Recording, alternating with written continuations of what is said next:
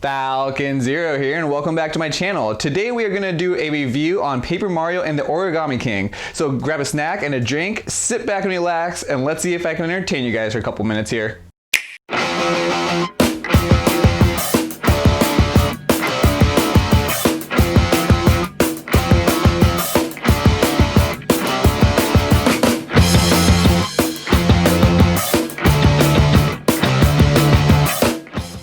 Paper Mario and the Origami King can be a blessing in disguise. It's not a true RPG that the Paper Mario and the Thousand-Year Door once held. However, this game does have RPG elements in the game, as you cannot level up your character like a true RPG, but you do get more health as the game progresses and your attacks get stronger.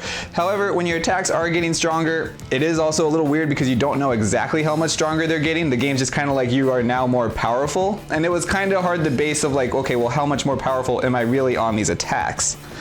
I recommend this game if you've never played an RPG, but if you're a true RPG and you want a very hardcore game, I might say that this might be a little disappointing to some people. For the gameplay of Origami King, it has a unique battle mechanic with enemies with a turn-based circle moving your enemies around to get them in the right position and jump on them or hit them with your hammer. This was an awesome addition, and I feel the game was a little stale at times when you were doing this, as it did get a little repetitive, I feel, going over and over and not really switching up any of the game mechanics during that time. However, the boss battles do change this, where you get to be on the outside of the circle instead of the middle of the circle, and that was a nice touch up, but I feel like the overall game, just when you were doing these circles of the fighting the enemies, it gets a little bit stale if you're just doing it over and over, and I do find myself sometimes avoiding the enemies just because it was just so redundant in the game. The exploration, though, I will give credit. Finding the toads, the question mark blocks, the items and the holes that you need to fill up with the confetti, and 100% trying to complete everything, there's quite a bit of stuff to do in this game. So the battle mechanics were a little bit slow and stale at times, but the exploration really brought it up on what you can do with this game. With King Ollie being the main antagonist of the game, it was a nice little touch as he was a origami and you were made out of paper, and I like the whole aesthetic of like you're kind of, you know, allies, everyone who's paper is kind of on Mario's side and the origamis are against you, and I thought it was like a nice little touch that they did with that in the game.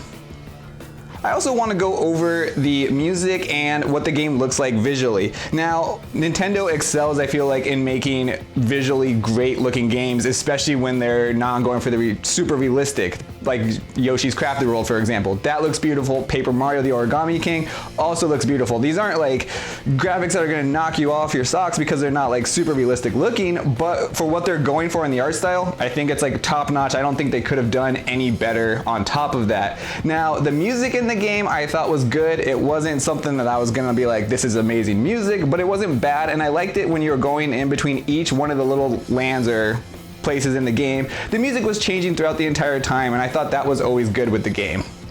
Overall, I think Paper Mario and the Origami King is a fantastic game. The visuals look stunning throughout the entire time. It's fun to go exploring in here. The battle mechanics do get stale at times, but if you're looking for a good RPG that's not like super hardcore, I do feel like this is a good game for you with the rotating battle mechanics.